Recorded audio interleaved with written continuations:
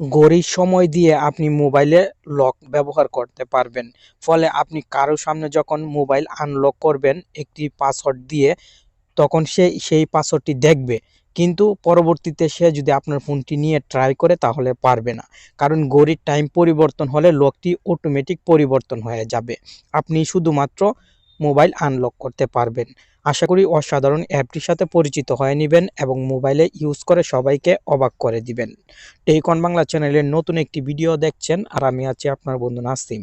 অ্যাপটি ইনস্টল করার জন্য আপনি গুগল প্লে স্টোরে চলে আসবেন এবং লক স্ক্রিন লিখে সার্চ করবেন, অথবা স্ক্রিন লক লিখে সার্চ করলেও কিন্তু অ্যাপ চলে আসবে। এখানে এই যে দেখতে পাচ্ছেন অ্যাপটি চলে আসলো।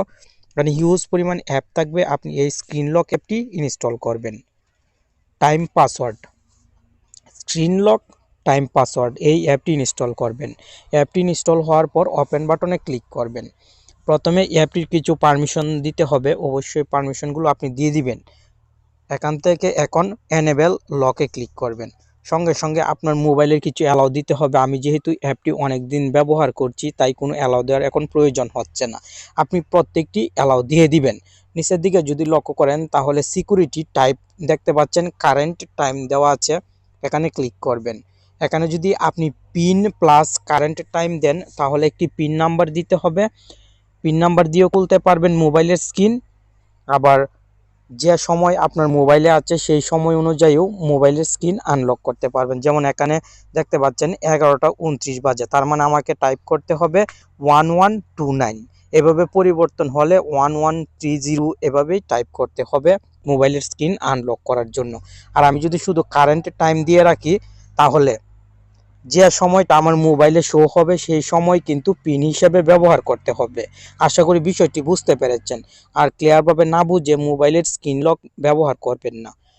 যখন এনেবল লকে ক্লিক করে দিবেন এই সেটিংসটি কিন্তু অন হয়ে যাবে এবং আপনার মোবাইলে কারেন্ট টাইমের লক ইউজ হয়ে যাবে।